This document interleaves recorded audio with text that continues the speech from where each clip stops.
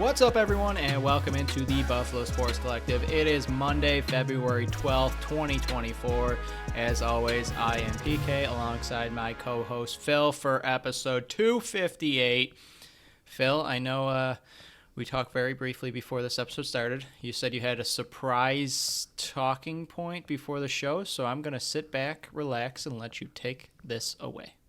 All right, so you know that there's always been a few things we wanted out of this podcast as far as milestone kind of things. And we had a few last year as far as Press Box. I think it's still really up there and pretty cool that this little podcast has that ability. But another one that I've always wanted that I didn't know if we were ever really going to get was having an official professional opinion. So that essentially means making some kind of money from this show. And I've always just kind of wanted the ability to say, in my professional opinion, and have it actually be professional. And we are now moving into the world of being amateur experts that are now professional amateur experts. So we do have our first official sponsor. I'm not going to release them, and we will not be releasing them until the next episode, because I wanted to go over essentially what we're trying to do with sponsors for this show as we get them, if we continue to get more as we continue to grow. So from a listener standpoint, anything we really get from sponsors is not going to us. It's not going to be a lot of money. We're not making this an official job by any means, but any kind of money we really get is going right back into the show, whether it's equipment, whether it's a better website for us, whether it's free stuff and free giveaways we can finally do for the fans and not have to use our own money that we're struggling to survive with. So that's a lot of kind of what we're trying to get sponsors for. And as far as the sponsors we choose, we're going to do our best to keep them local and meaningful to you, the listeners. So whenever we get them, we don't want them to be similar to like Indeed that we've heard a lot of much bigger podcasts have, those kind of generic ones. That's nothing against Indeed, but that's not really what we're trying to do. We're trying to keep our sponsors local and, again, meaningful to you guys, something that the listeners can actually kind of go to, use, whatever it is. We're going to try to keep it for Buffalo. We're going to try to keep it, hotspots or something in the area you can go purchase. Just things that actually matter to you, the listener. We're not trying to get kind of random ones that you're just going to blow past and not really pay attention to. We're trying to get ones that really matter to you and ones that we think that you guys and gals out there that listen to us would really enjoy. So we will be revealing our first sponsor on the next show, but PK, we officially have professional opinions. I'm not ready for this.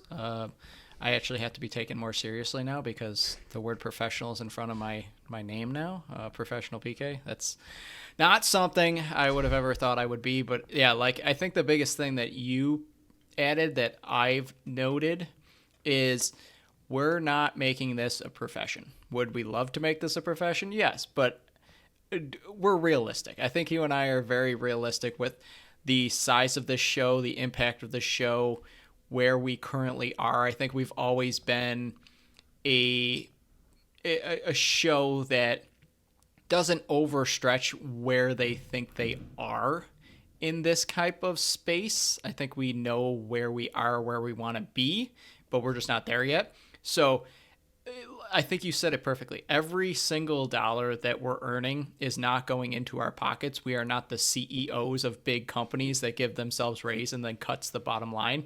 All the money that is going to be coming into this podcast is going to be used to grow this podcast, improve this podcast, do whatever it takes so we can get to the place we want to go. And we're not anywhere near that yet. It's not like, hey, we can split whatever earnings we're making on these sponsorships and hey, let's go on a cruise. No, that's not happening. It's just for these microphones that are in front of us, can we improve there? Can we improve our website, like you said, grow in that space? Can we finally hire a social media person so I don't have to do it every single day? But that's down the line.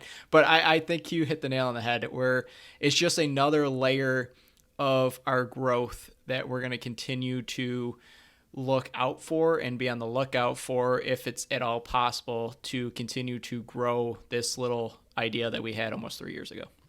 Yeah, exactly. And with that, I do have one bonus thing that has nothing to do with sponsors, but we can get into the show. It's kind of where we left off last show. I had a random topic that I wanted to throw out there, but our episode got pretty long. This one looks like it might be long, so we'll try to make it quick. But it's been on the piece of paper in front of me since I recently purchased them again in my life. So, PK, this is a big question for us as co-hosts. So it might make or break the show right here. It might be over. Do I have to get my own piece this. of paper here? Or is this... No. Okay, It's just okay, it's an opinion-based question. So, right. I do have are opinions. you Team Toaster Strudel or Team Pop-Tarts? Oh. I'll be honest. I don't remember the last time I had a toaster strudel, and it was probably. I definitely had a 1 in front of my age. It's been over 10 years. I am one of those people that likes ease and convenience. I don't like putting too much effort into very many things in my life, and that is why I probably lean towards Pop-Tarts. 1, because of the ease and convenience. You should just go in the cabinet, grab it, rip it open, and start chomping down on it. And 2, I feel like there's more flavors when it comes down to Pop-Tarts. Like, I think there's more variety and A lot more That's true. deliciousness involved in it. I think in the end, if it's a cold day, I think you prefer the toaster strudel because it warms up your insides. But for, quick snack and convenience, I'm going Pop-Tart. And because of my life, I'm leaning Pop-Tart. That's fair. Yeah, I think it's all in what you have time for. I love toaster strudels a lot. It was a same thing. I hadn't bought them in I have no idea how long. I used to eat them when I was And now you have younger. 90 boxes in your freezer. I just went through one in about a week. I do have a spare in the freezer There it is. as well. When you use one, you then have the backup, so then you got to go out and buy the new backup, which becomes, it's down the line. I used to do the frozen Pop-Tarts for a few of them. Those were really good. Where you freeze it and then take it out and just eat it. Those were interesting. I've never really been, I don't know, I don't like if I have to toast it, I'm going toaster strudels for sure. I've never really eaten Pop-Tarts straight up. I've never been that person. I know a ton of people do, but I never really had the interest in just taking them out of the cabinet and munching on them. You should give it a try. It's delicious. I also never liked the outer crust of Pop-Tarts. Oh, you can rip those off. Yeah, I feel like most people do. Oh, The inside's I great. don't I care. will admit, the inside of a Pop. I'm not anti-Pop-Tart by any means. They are very You're good. just more pro. I'm just pro toast, especially with the frosting. Again, it's more of a chore for sure to set up your toaster strudel. I mean, you got to get it out of the freezer, put it in the toaster, and then drizzle some frosting. Sometimes you make designs if you're really feeling artsy that morning. But so it is more effort. I think toaster strudels overall are better, but the ease of use of Pop-Tarts is definitely an advantage.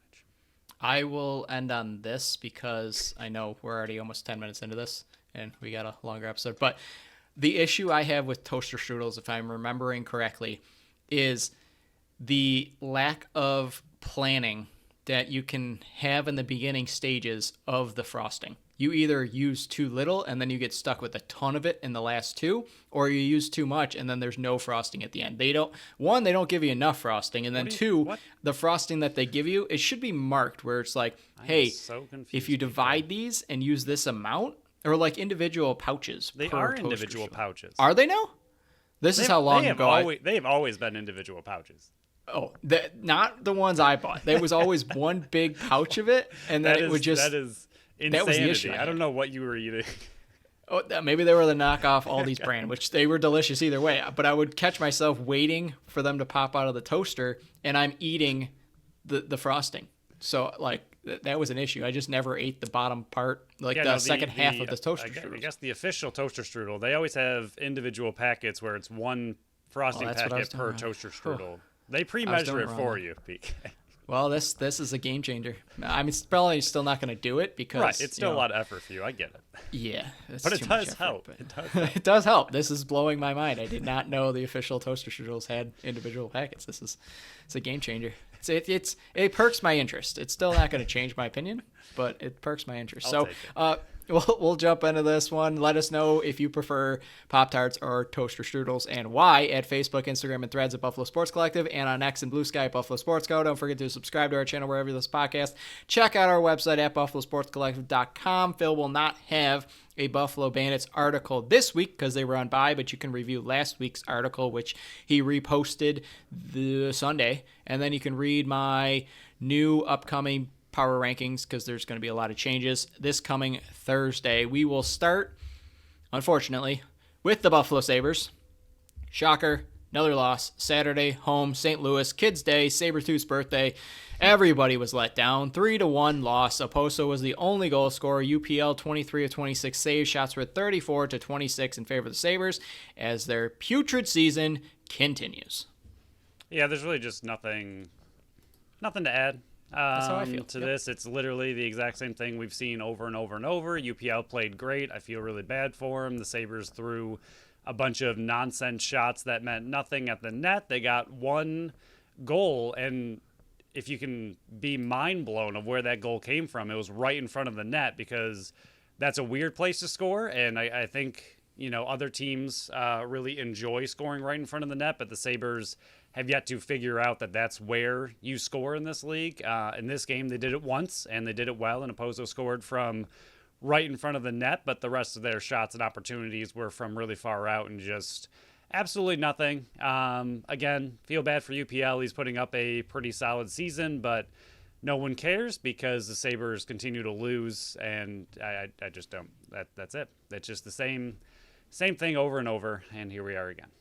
Yeah, 12 points back of a playoff spot now. The deficit continues. I think they have to win like 9 out of 10 games with this last, 31 games to go in this putrid season. I think we said everything we wanted to say in the last episode.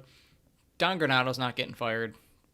Kevin Adams not getting fired this late into a season. It's just not happening. They're not even probably going to change an assistant coach this late in the season. But I will say this. I still really hope, and everything that I'm hearing and the rumors that are out there are Buffalo is looking to add now talent.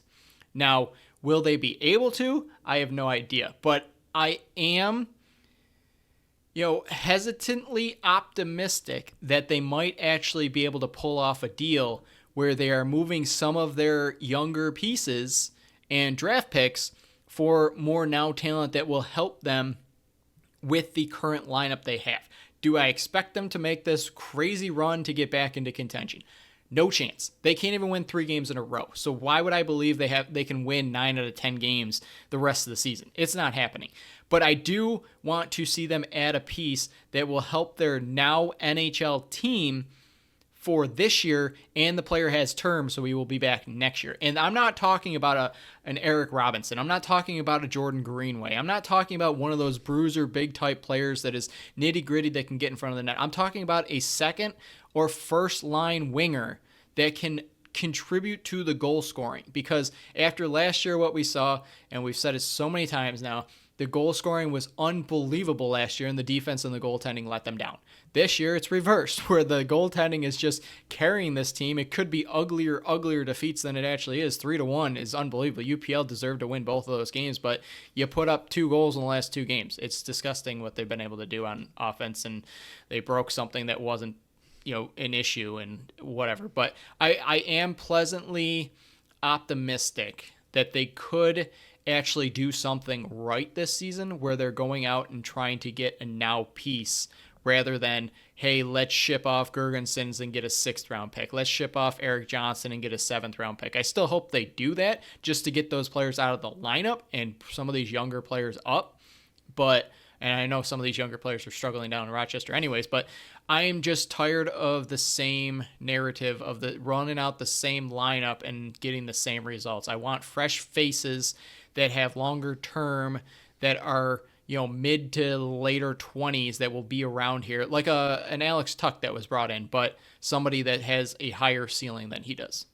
I have seen a lot that it seems like they're headed toward defensemen. What are your thoughts on That's that fine. Versus offense? I know they need a defenseman for sure. Well. Yeah, I understand that, but your offense can only put up 1 goal a game, and your focus is on defense. I mean, obviously, get what you can get. So, I mean, if the pieces out there for the trade are defensive, focused, and you get a top 4 defenseman, absolutely go for it, do it, whatever. But I wish they would aim for a top 6 defense or offensive player, and then if that isn't obviously out there, and what is out there is a top 4 defenseman, I would be perfectly fine with that as well. But hearing that they're trying to focus on defense, I think is frustrating when you have a few really, really good pieces on defense. When you have 2 number 1 overall picks, Samuelson, I understand he's gone this year, but this year's a waste anyway. So hopefully you get him back healthy next year, even though he struggled a bit with injuries throughout his career now. I mean, I know it's very young, but he's off to a injury-plagued start to his career, so that's not promising. But still, you have some decently solid young defensemen, and your offense can't do anything. So I hope they aim offense, but if they have to settle for a top 4 defenseman, like you just kind of mentioned, that's perfectly fine. They need it either way, but I don't know. It's weird to hear that they're looking at and focusing on defense, unless that simply is what is out there. I'd rather have them look at a top 6 forward than top 4 defenseman. I agree. I'm a little concerned because they usually around this time, around the trade deadline, that's not when you see bigger moves. You've seen a lot of bigger moves within the last month or two around the NHL. I'm a little concerned that there won't be anything available. You won't get a deal done until the summer, and then that we're back to starting from ground zero in October again. So right. I'm kind of at this point in the season, 51 games through, any kind of change. Like that's all I'm asking. Yeah. Like, I know I'm not getting a GM change. I know I'm not getting a coaching change. I know I'm not getting an assistant coaching change. I know I'm not getting any fresh faces coming in from Rochester, because the players down there that are supposed to be the next wave of prospects coming in are struggling, and they're not going to get the call up. And the players currently in the lineup are not changing. So I want some type of change. Yep. That's all I'm asking for. Like, even if it's becomes a bust, at least it shows that the front office is doing something. Like, they're behind a desk, they're picking up phone calls, because currently, through this season so far, I don't even know if Kevin Adams comes in on Monday morning. I don't know if he's there on Friday afternoon.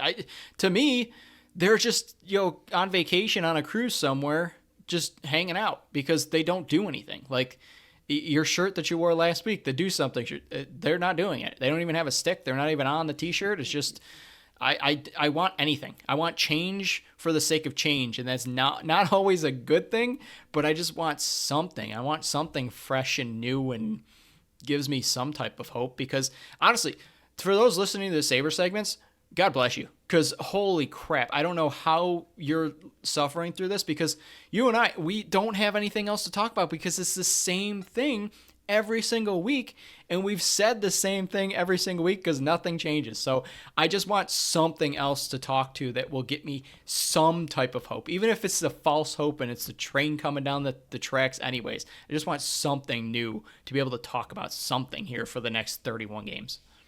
Yeah, that's fair. I got nothing else to add to the Sabres. Okay, that's good, because let's bury them and walk away and unmark grave. We'll talk about the Buffalo Bandits now, even though we're on bye week. We did our playoff predictions in the offseason, where this is kind of like what we did last Friday's show, where we're kind of updating any of our bold predictions. This one's our playoff predictions. Let's give this a little bit of an update. Let's do it by the top 3. You and I will both give our top 3 updated and last predictions. Then we'll do the next 3. We'll do the final 2, and then we can just breeze through who we didn't make it. So, Phil, give me your top 3 playoff seeded teams before the season started, and what you're predicting them to look like after week 11. Yeah, my before the season started was Buffalo, Toronto, Halifax. It was my bold prediction that the former East would take the top 3 in that order. And currently I am sticking with Buffalo, Toronto, and Halifax. Before the season started, I had Buffalo, Toronto, San Diego, and I have no reason to change that. I have Buffalo, Toronto, San Diego as my top 3 as well. Buffalo, goal scoring machine. I just wish their defense would pick it up. Toronto, I know they lost, and we'll get into that game in a little bit, but they're still one of the best defensive teams, and possibly their MVP goalie of the year is in between the pipes. And then San Diego, they're just an absolute machine. I know they lost as well, so they came back to Buffalo. We'll talk about that, but I just think those are, to me at least, the clear and obvious top 3 in the league right now.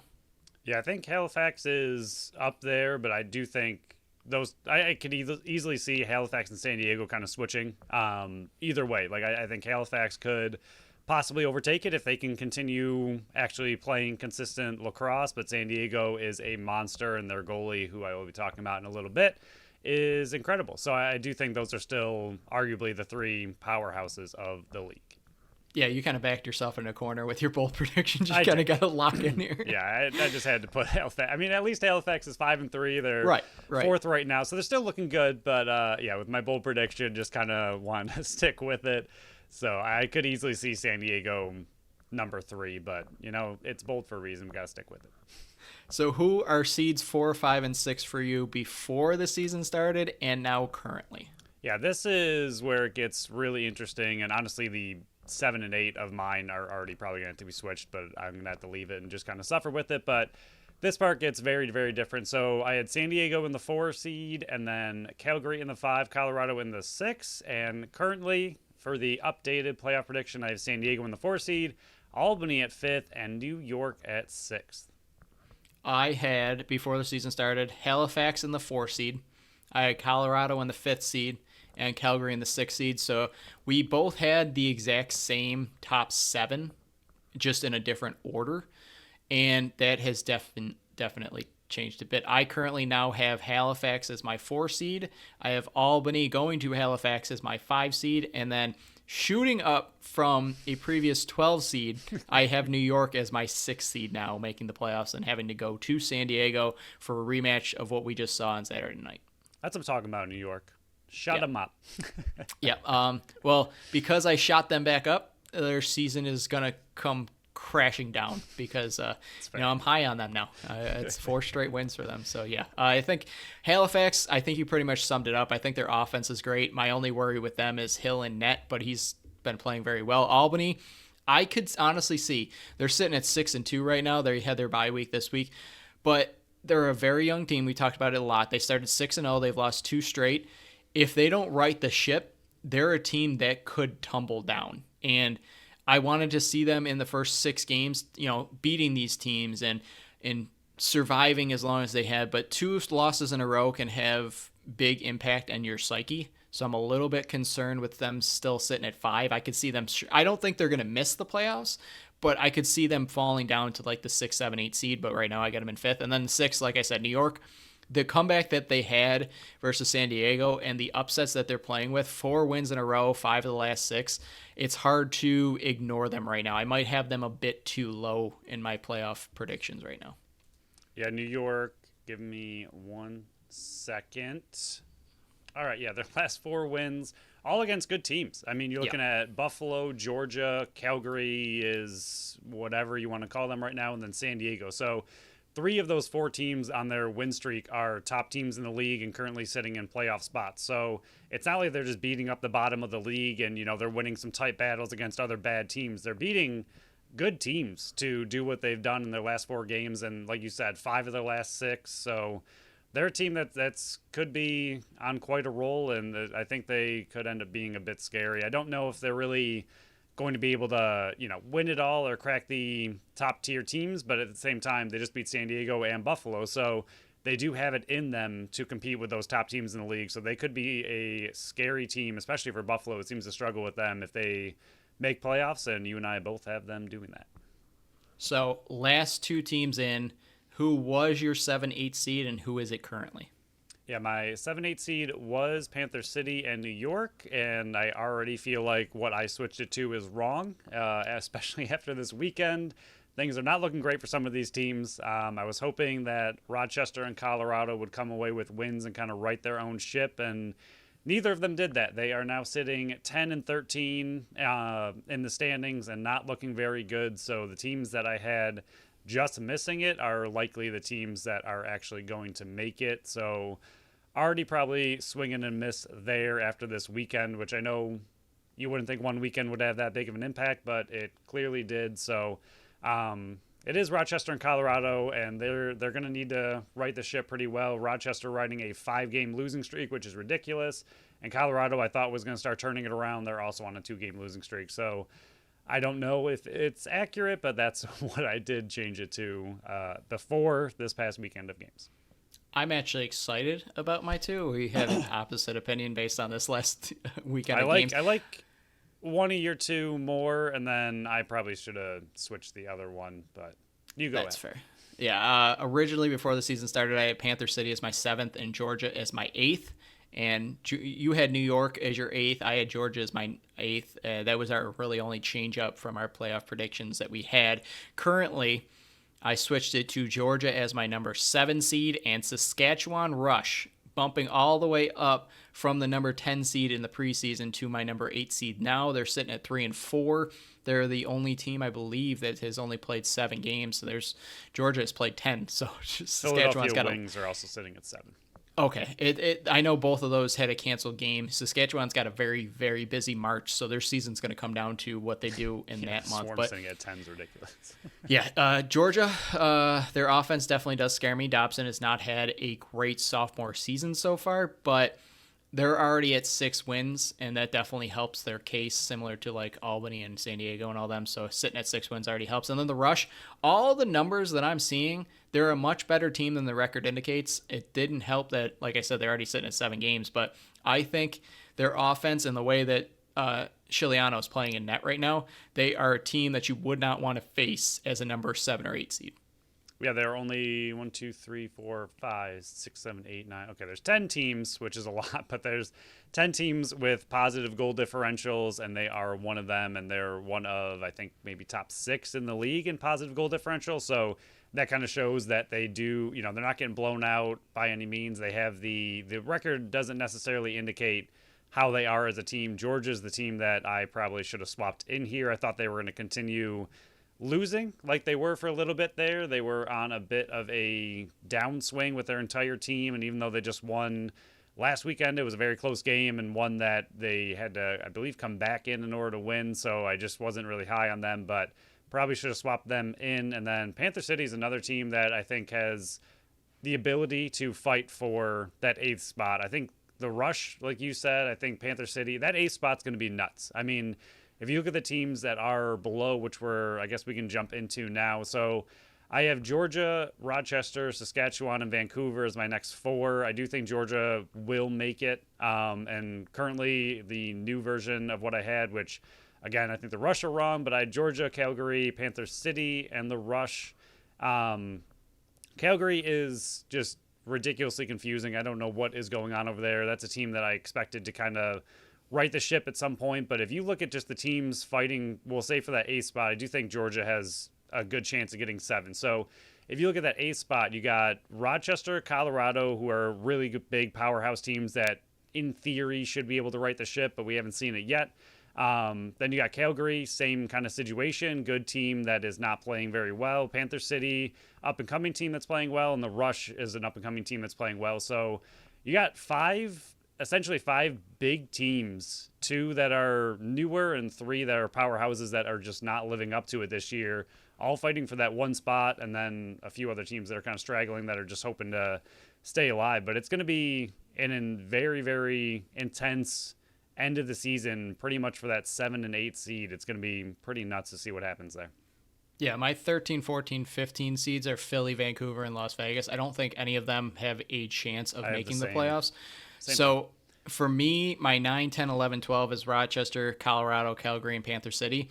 I could see Panther City rising in that. I had them number 12 seed before this weekend of games, and I did not. I had Colorado beating Panther City, and that's why I had those 2. So if you want to flip Panther City, put them at 10, Colorado down at 12, wouldn't blame you. It's Colorado's a weird one because I keep waiting for them to turn it on. Right. The last few years they've been a slow starter, and they just haven't been able to put it together and rise in the standings and put those wins together. So right, they're definitely running out of time. Half their season's over. So it's I think you said it perfectly. There's not much more I can add. The spots for 7, 8 are going to be an absolute dogfight in this final 10 weeks of the season, which is crazy to think. There's 21 total weeks. We're already through week 11, 10 weeks left. It's going to be an absolute dogfight down the stretch, and that's why if you're, ahead of them, you got to keep doing what you're doing. I think honestly, if you're sitting at the 1 through 5 seed, if you just play 500 the rest of the way, and I know you want to play better than 500, but I'm just saying like this. If you play 500 the rest of the way, you're probably making the playoffs. If you play under 500, you're going to be brought back to that 7-8 spot where you don't want to be. You want to try to host a playoff game, be that one of those 1 through 4 teams, but it's weird. There's like, to me, there's a top 3 tier, which I'm adding San Diego to the top 3 tiers. Then there's like a group of like teams that you think should be locked in. Like they're real close to being locked in, but they're not there. And then there's a group of like 6 or 7 teams fighting for 2 spots. That's why I absolutely love these unified standings, just because it's going to be an absolute fight all the way through in these last 10 weeks. And if you're just strictly a Buffalo Bandits fan and just watching Buffalo Bandits lacrosse, that's fine. That's perfectly fine. There's no problems with that. But I would advise you and hope that you would expand your viewership and watch some of these other games, because this weekend alone, how many of these games were 1-goal games, and how many of these games went back and forth all season or all game long? It was a very fun weekend of lacrosse, and it's going to be a very fun final 10 weeks. Yeah, 5 out of the 6 games were within 2 goals. So yeah, it's nuts. And a lot of those were upset games. I mean, yep. A lot of it. I mean, like you said, Panther City over Colorado. Well, we're about to get into it. I'm not going to just rattle it off, so you can get into it. Yeah, we'll go look around the NLL right now. 6 games. That was our playoff predictions. We'll send out the fancy new logo. If you like the teacher homework correcting all the graphics from last week on Friday, you'll get that on Monday as well. That was my vision of when we were doing this. Like, hey, teacher marking it off, writing it in red pen. Pat did a very good job of graphics there, so I'm happy he was able to. We should have gotten fake stickers next to the ones that we kept.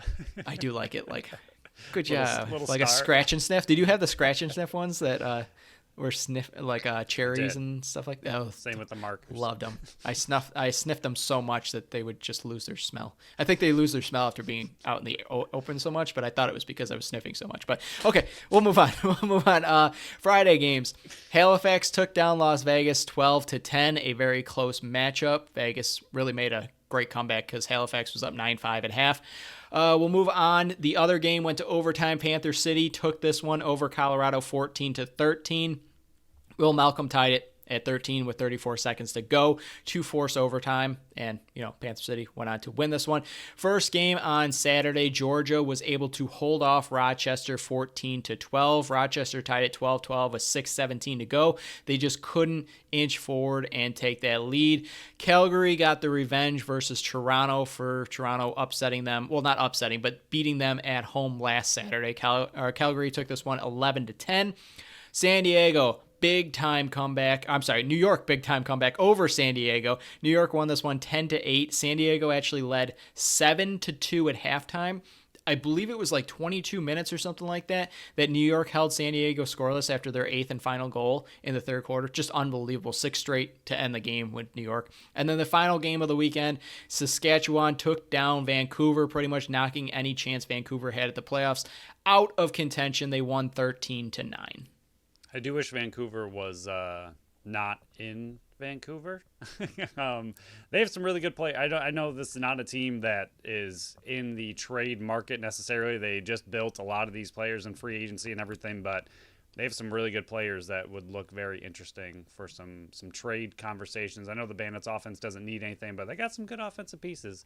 But as far as the kind of things that stick out to me, the two, obviously the big ones, Calgary, the win's exciting for them, but once again, they are getting up early and then collapsing. And then on the flip side, Toronto once again has a massive fourth quarter comeback. So those are two storylines to kind of keep an eye on. Like if the Bandits play Calgary, if Calgary ends up getting up early, I would not count them out. And then same thing with Toronto. If they're down late, they seem to be a massive fourth quarter team this year. So that's very scary for a team like that. You don't want to have be on edge the entire time. Like you mentioned, up 10-5 going into the fourth was Calgary, and then Toronto came all the way back and almost won it. So not great to have to play a team that's really, really good in the fourth. And then San Diego and New York, I think the biggest thing of this one is that there's two big things. One, New York's defense, that's massive. San Diego is one of, if not, I don't know where they end up, are right now. They are probably top 3 in the entire league in scoring, and they might be number 1 now after this week's games, even with only scoring 8. But for, like you mentioned, 22 minutes of only one goal after that eighth goal. And even in general, just holding a team like that to only 8 goals for New York's defense is incredible. And also just not giving up. Like being down against a very good team, 7-2 at half. I know you can say like, oh, you're playing a game, you want to win. It's easy not to give up, but it's really not being down like that against a powerhouse team like San Diego. I mean, incredible comeback from New York and just it's weird to say, but a big character victory for that team to prove that they can beat a top 3 team in the league and then prove that they can also not only beat them, but have to come all the way back to beat them. It's just a really big win for that team, for such a young team to get a win like that. That is the kind of playoff caliber, gritty comeback win that a team like that needs to kind of prove to themselves that they can do it. Yeah, Halifax finishing off Vegas. That was a nice win for them. I believe it's 2 or 3 in a row for them now. But Vegas had another. Yeah, Vegas had another nice game. They just have nice pieces. Wesley having 3 goals. Watson had 5 points. Hannah had 4 points. The future is very bright in Vegas. They're just not there yet. But I like the compete, and I like some of the pieces around there. Hill had a very nice game.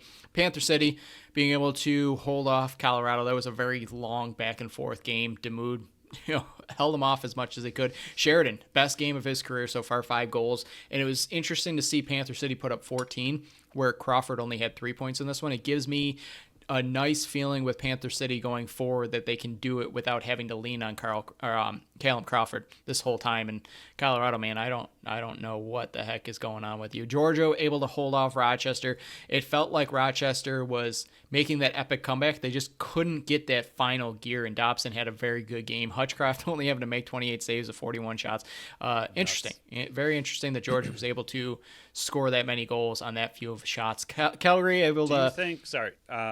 Do you think Rochester, I mean, I know, again, their season, you don't want to say it's over. I mean, obviously 3-5, not saying it's over. Sorry, that was a wrong way to put it. But they're in a position where they're in a bit of trouble. Do you think at some point, there's not a ton out there, but do you think at some point they start calling teams about a goaltender? I mean, Hutchcraft, while he's not been terrible, and like you said, he's just trying to get into a starting role, so I don't think it's all on him by any means, but he's definitely not played great for a team that has the offense that they do. I mean, if they had a better goalie with one of the best offenses in the league, you'd think that they'd be winning more. So, and again, I don't think it's all on Hutchcraft by any means, but do you think they are calling around to see if they can find a goalie upgrade at all?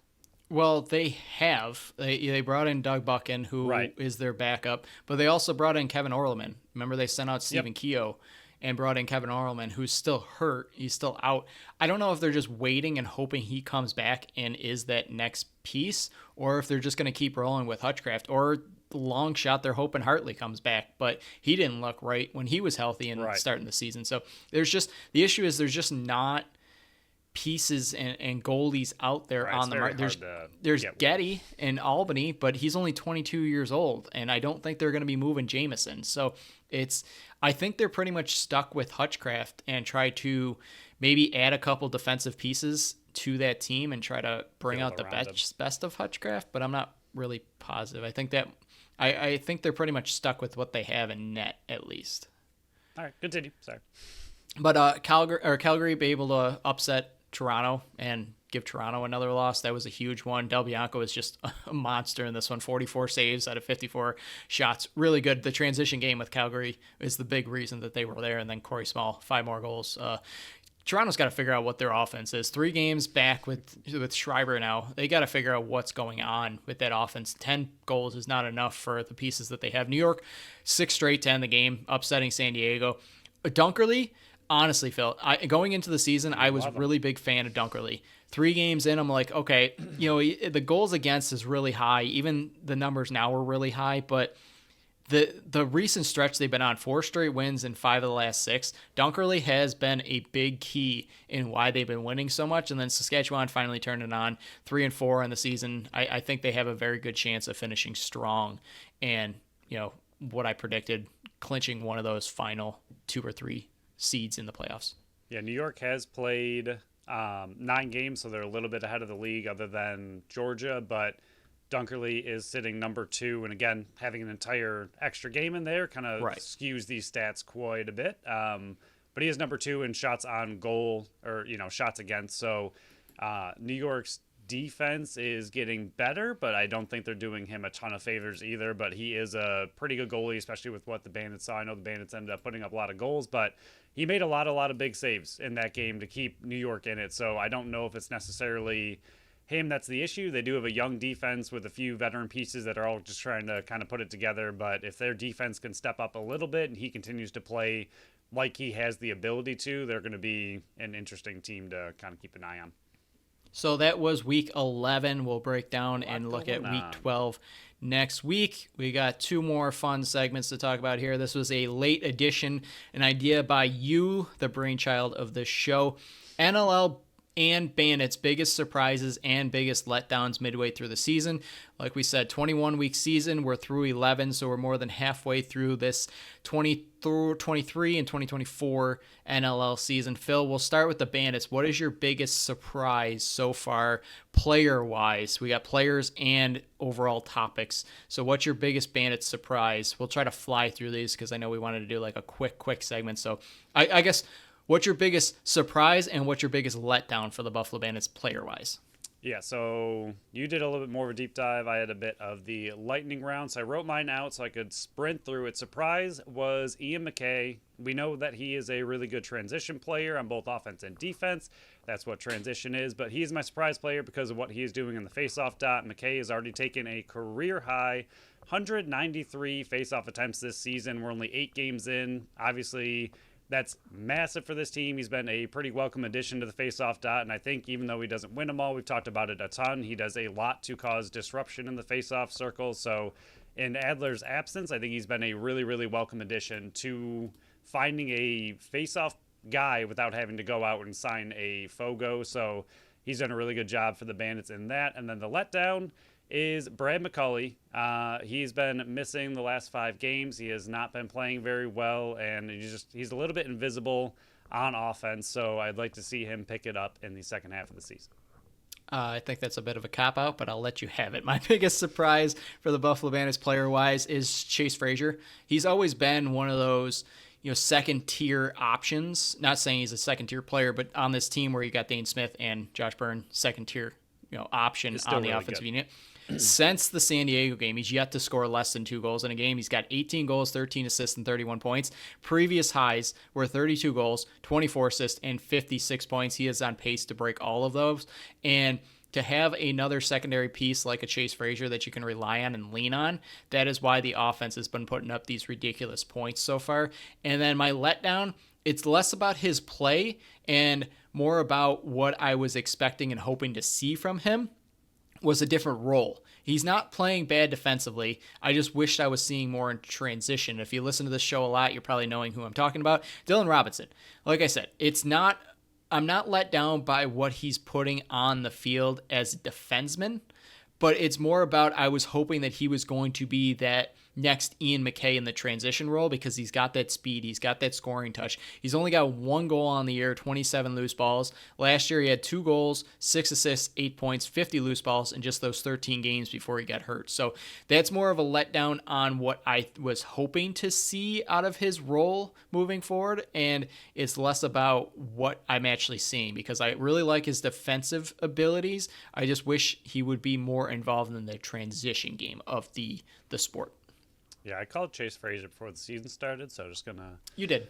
Just gonna pat myself on the back for that one. And yeah, I think the Bandits in general, we're just looking as a analyst of the team. We're both looking for more transition players from this team. Yes. They oftentimes, and again, when you have an offense that's this elite, especially when you're rolling out 7-8 forwards a game, it's perfectly fine to pass it off to the offense and just let them do what they do best. They're doing incredible things. So, I mean, I feel like the team just doesn't push too hard for transition because of the offense that they have. They don't, need to rely on it as much. But, I mean, players like Dylan Robinson, got to mention which one, and then Cam Wires, he's had a few transition plays where he's gotten a few breakaways with his speed. Just something we'd like to see more of in the second half. It's something we were expecting more of this season from those young defensemen who can really run.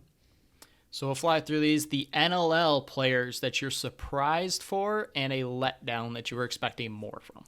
So I love goalies, so I went with goalies for both of these. My surprise is Christopher Origli. Oh my gosh. A Wrigley. Origlary, yeah. I even tried to spell it out for myself. It didn't work. He is 21 years old, 9 games played, second in the league with a 9.73 goals against average, second in the league with just under an 80 save percentage. No one else is really close. I mean, Rose has a over 80 save percentage, but no one else is close to 80. He's played in 9 games, but he is third in the league in saves as well. He's having just a ridiculous season for a 21-year-old, and he has been what San Diego has been missing. And if he keeps this up, he's going to be in contention. I don't know if he's going to get it with Rose playing the way he is, but he's absolutely going to be in contention for goalie of the year if he can continue playing like this. And again, at 21 years old, it's ridiculous. And then the letdown I have is Dylan Ward. He signed a sparkling 5-year deal this offseason with 8 games played. He has a brutal 12.75 goals against, third worst in the league, and a 75.4 save percentage, also third worst in the league. Stats alone don't always tell the story. Not really sure what's going on with his defense in front of him. Not playing too well either, but just not a great start to the season for him. I agree with both of your goalie picks. Can't add more to it. Riggers he's going to be a wonderkin. He's got a very bright future ahead of him, and he's already playing like an absolute superstar. For me, surprise player Ethan Walker, 22nd in the league in scoring, 16 goals, 24 assists, 40 points, second on the team in scoring. Last year he was 2022 his rookie season. He was 22 and 30, and then last year 26, 30 and 56. He's yet to have under 3 points in a single game. I think he is the most consistent forward on that team. Yes, you have Ty Kurtz. Yes, you have Alex Simmons. Yes, you have Travis Longboat and a few other players on there that are bigger names than Ethan Walker, but he's the most consistent one. He's the elder statesman on the forward group, and I've been pleasantly surprised with that next step he was able to take on this team, and I think the sky's the limit for him on this team. And then my biggest letdown, Patrick Dobbs. I was such a confused soul when Panther City traded him. I'm like, you just traded a guy who was an absolute stud his rookie year. I know he struggled a bit in his sophomore year, but what are you doing just like moving on from this guy when you're already limited in your forward group? Well, like I said, he came over from Panther City for the rights to Matt Beers and the 5th overall pick. He hasn't done much. He's got 4 goals, 15 points, and 4 goals, 15 assists, 19 points, and 7 of those assists came in one game. He just hasn't taken to this offense like I thought he would. He's behind, Keenan. He's behind Church. He's behind Mans. He's like a 4th or 5th option on this team now, and I thought he would be a 2nd or 3rd option. He did turn it up a bit in this game on Saturday. I think he had 1 goal, 4 assists, or 3 assists or something like that. So he's come on a bit stronger. I'm hoping to see a bigger performance from Patrick Dobbs moving forward after an absolute stud 84 points in his rookie year. Are we on to topics? Yes, on to topics. We'll start with the Buffalo Bandits first. The surprise and the letdown on a more broad, it's not players, it's more of a broad statements on surprises and letdowns for the Buffalo Bandits. Yeah, so my surprise is still a player, but it is Brad McCauley.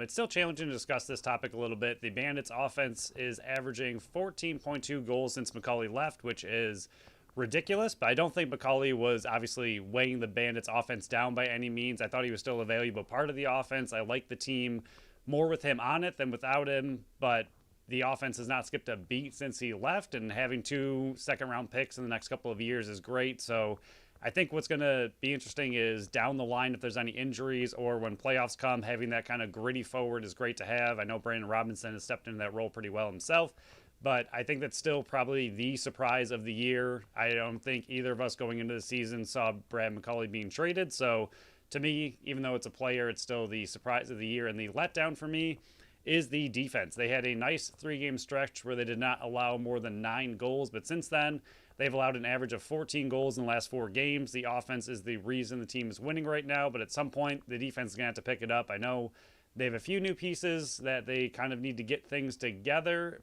and Vince hasn't been bailing them out quite as much as he did last year. Not saying that he's playing poorly, but he isn't making quite as many ridiculous, defense has to be bailed out kind of saves. But either way, everyone on the back end, Vince probably included, also just kind of need to pick it up in the second half and play better.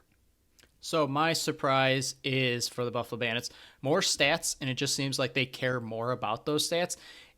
They are noting more milestones that occur. They seem to be more willing to deep dive into those rather than just, a secondhand comment on it. There's more articles involving these numbers. There's more lead up to them. I know they started last year about like the leaders for both teams on the jumbotron. It just seems like they're putting more emphasis on actually caring about these possible stats and milestones. Yes, this is a shot at you, NLL. Fix your stat website because it still won't load. I don't know what you did when you crashed the whole website a couple weeks ago, but fix that, please. But I do like it. I think I said it on the last show. I don't care who gave them the idea. I don't care how it started. Maybe it was from us. Maybe it wasn't from somebody else. But I do like that they're actually putting graphics and making notes in the games. And Sweeney's been a really good job of it by saying, hey, Matt Vince is the third most in goals or games played now in the NLL history. This is Dane Smith's 1,000 point. This is 400 points for Josh Byrne. I don't remember them doing this in the past. Maybe they have. I just like that they're taking more initiative in spreading that awareness and giving the player the recognition that they deserve. And I really, really like that because I'm kind of a nerd on this kind of stat stuff. And then my letdown third quarter play. Last year, they were plus 22 in that quarter. They averaged 3.78 goals for and 2.56 goals against. This year, they're even, and they're averaging 2.75 goals for and goals against. So whatever Johnny T was saying in the locker room last year did not translate to this year because they're not bad, but they're not as good as they were last year. So I'm hoping and expecting after this bye week and this 10 straight week stretch that the Buffalo Bandits have, that the third quarter play improves, because if they do, I could see this team shrinking their goals against and maintaining their goals for. Yeah, they definitely need, especially in those last two games, the fourth quarter comebacks by the opposition. It's going to be interesting to see what this team looks like after the break. I know you're not going to make any monumental changes by any means on 1 week off, but hopefully they just tightened a few things up, especially on defense. But NLL topics, my surprise is very boring because it's kind of everyone's surprise of the year, but it is Albany. They are on a 2-game losing streak and might be crashing back down to earth, but I don't think anyone predicted them to start the season 6-2 and look quite as good as they have as such a young team.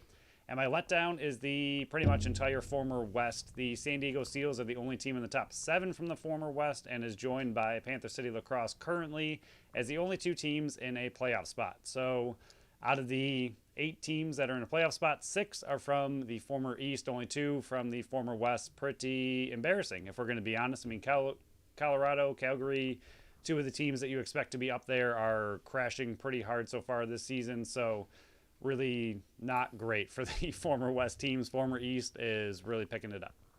Yeah, I'll blow through mine really quick because I know we're going a little bit long. Surprise, Las Vegas Desert Dogs last year, 5-13. They're already 3-5, and 2 of those wins were over San Diego and Albany, 2 of the top teams in the standings right now. Really expecting to see them take off maybe next year because I think they have the main pieces. I'm excited to see where Sean Williams and this Sin City team takes it. And then the biggest letdown, ESPN Game Feed. I feel like it's been a bit better than it was last year. It's not as in and out as it was last year. You remember the camera would cut out and it would just say, hey, interruption, trying to fix the problem, coming back shortly, and then it would play the same 10-second loop over and over and over, and it would just make you ram your head through the wall. But there's still no power play time showing up. It just lists the word power play. Cool, great, love it. It seems like it's an ESPN problem because for the most part, I was noticing it in the Vancouver and Saskatchewan game. They have the power play time ticking down, so maybe when it's the Canadian teams and they're pulling from the TSN websites and whatever, that's way beyond my skill level and knowledge. But it seems like when it's just US-based teams and it's the ESPN Plus model, they just list power play, and it doesn't have anything to do with the power play time. More details and more attention on these kind of things. I would like to know how much time's left on the power play. I'm pretty sure my neighbor would like to know. I'm pretty sure everybody would like to know how much power play time's left. I wish they would just add that little small piece to it, because you fix one thing, just add this little piece to it. I would really, really appreciate it. Yeah, I wish even, this is completely off topic and we're running long, but I wish even in-game that the shot clock, when it's under 30 seconds, would match the game clock that's left. It's so crazy to me that they just turn it off, and the team has no Yep. idea how many seconds are actually left in the game unless they look way up at the score behind the net. Like, why does the shot clock not equal what is left in the game clock when it's under 30 seconds so the team knows how much time is actually left in the half? I always thought that was weird that they just shut it off, and you're like, all right, good luck knowing how much time's left. You got to look at the Jumbotron or look at the scoreboard way up in the sky behind the net. I always thought that was strange too. Yeah, that's a good point. Good point. But we are about 55 minutes in. We still got one topic here. The Super Bowl is happening after we get done recording here. It is about 1:45 on Sunday. And by the time everybody's listening to this, the Super Bowl will already happen. Your parties will already happen. Your consuming of beverages, pizza, wings, whatever else you have at your party will have already been concluded. So what we wanted to do is a Super Bowl draft party. You can only draft Buffalo sports people. Athletes, coaches, whatever you want. Phil, do you have your list of 4 players you really, really want and the reasons why you really, really want them? I do. Am I kicking it? Would you like the first pick or the second 2? I will let you have that option because why not? I'm going to go second 2 and risk it. Okay, perfect. I will choose for my number 1 pick, and it's a pretty clear and obvious one, and there's a big reason behind it. I would like to draft and bring to my Super Bowl party Josh Allen. The biggest reason why is because he makes the most amount of money out of all these players, and he'd be able to fund our drink and food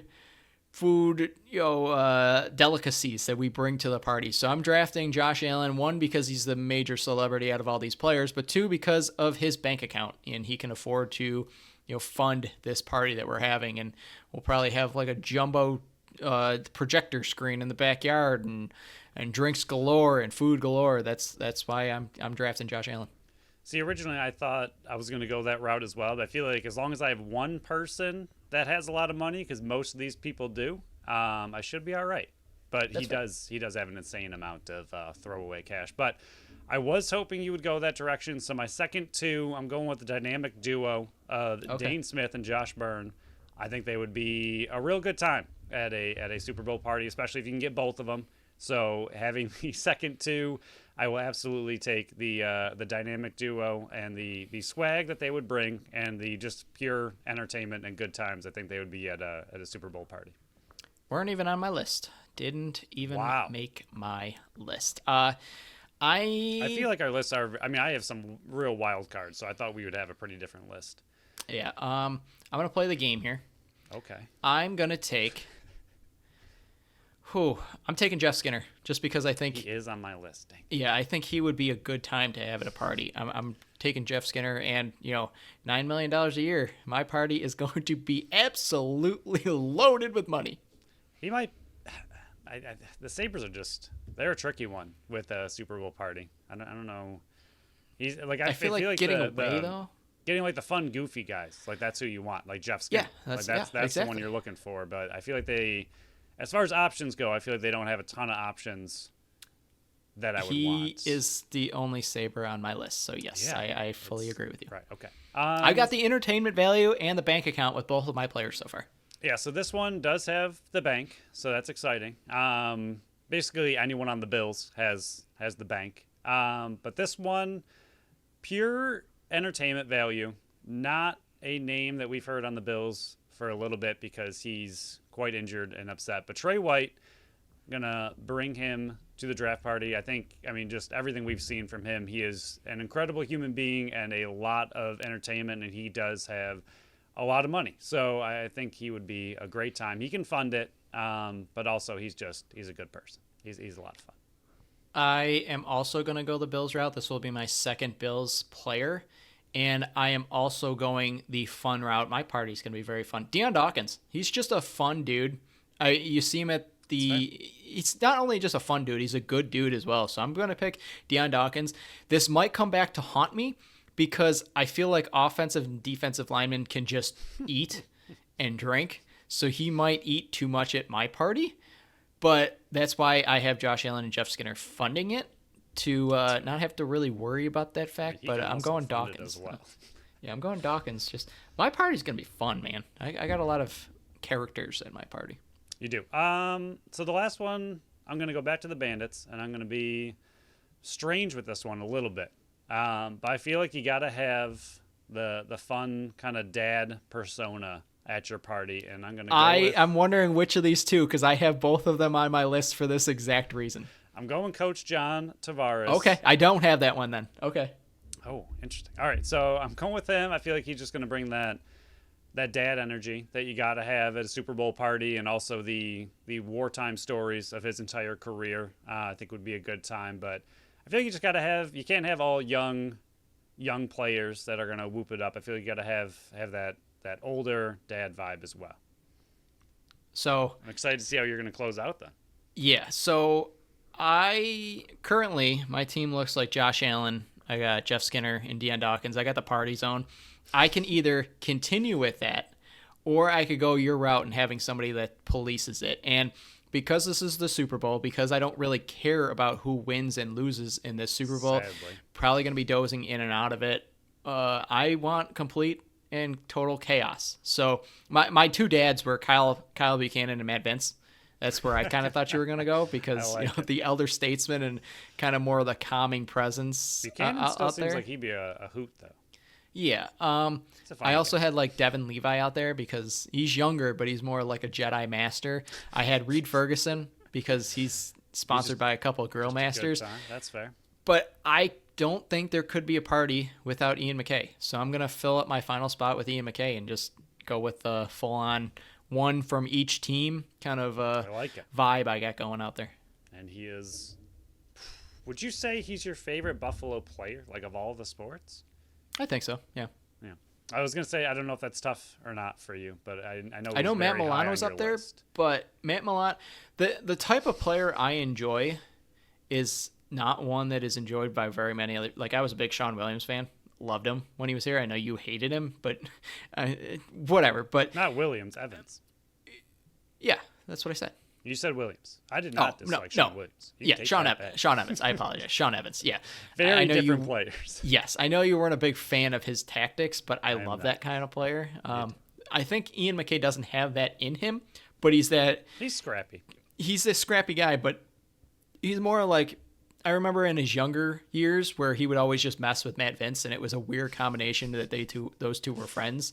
That, they sent out those videos. I think this was all pre-COVID too. He was just like playing the air guitar with his stick and stuff like that. That's kind of where I became a fan of him, and he's just kind of like progressed as probably my if I'm putting on my biased hat, I think Ian McKay is probably my favorite Buffalo sports athlete right now. I was just wondering, but yeah. Good party, sir. You got a good party. Phil, who's bringing the stuff to your party, and who you got in on your invite list to close it out, your top four? Excuse you. Oh, am I just saying? Yeah, just run through who you drafted. Yeah. You said that very straight. I made it more complicated than it had to be. I have the dynamic duo, Dane Smith and Josh Byrne, bringing the energy with Trey White and John Tavares as our coach policing the party a bit. I have Josh Allen and Jeff Skinner footing the bill. Then I got Deion Dawkins coming for the food, and I got Ian McKay just because, he's good people. So, we're going to have producer Pat make that graphic and figure out who you guys like the most. You don't really have to vote on it. It's not like a true voting draft to figure out who wins and who loses. But, just throw out some of the names that you would want if you were bringing people to a Super Bowl draft. Give us one name that you would want at one your that we didn't Super pick. Bowl party. Yeah. Also your top one that we didn't pick. Even if it's one that we picked, pick a different one because we already drafted them. They can't come to your party. So, Phil, anything else before we shut this down? I go edit and produce it and all that kind of stuff before the Super Bowl starts kicking off, and we have to listen to Usher at halftime. I mean, you don't have to. It's true. But yeah, we will be back with the Bandits after their nice little vacation. I assume they enjoyed the random nice weather that Buffalo had in February. It was very strange, but hopefully they got out, played some outdoor lacrosse, and they are relaxed and ready for the second half of their season, coming to kick it and take first place. Yeah, if you're a fan of the Buffalo Bandits, 10 straight weeks of us talking about them. And thank God, because we're not talking about the Buffalo Sabres, and I don't really feel like doing it unless it makes some kind of change. Maybe do by Friday. something, as the shirt says. Yeah, maybe by Friday there'll be some new addition to the team. But yeah, on our next show, we will preview the Bandits Halifax game. We'll go over the Sabres games that took place and anything else in between. I guess we'll talk about the Super Bowl a little bit, our favorite commercial or Super Bowl halftime show or what else that happens in this game. I'm just rooting for a fun, entertaining, and I hope everybody has some fun. But yeah, have a safe, fun, entertaining Super Bowl. I hope as you're listening to this now, it already happened, but hopefully everybody had a fun and safe one. So we'll see you all on Friday. Thank you all for listening to another episode of the Buffalo Sports Collective. Follow us on Facebook, Instagram, and Threads at, like I said, Buffalo Sports Collective, and on X and Blue Sky at Buffalo Sports Co. Visit our website at buffalosportscollective.com. You can find my article that is dropping on Thursday for the new updated, freshly painted BSC Power Rankings, and then follow our channel wherever you listen to podcasts. Don't forget to also leave a review on Apple and Spotify. Those numbers are increasing there, and we love to see it, and they definitely help us get noticed more and more. So 5 stars only. If you only want to give us a 1 star, give it to somebody else. We don't want it. So until next time. Bye-bye.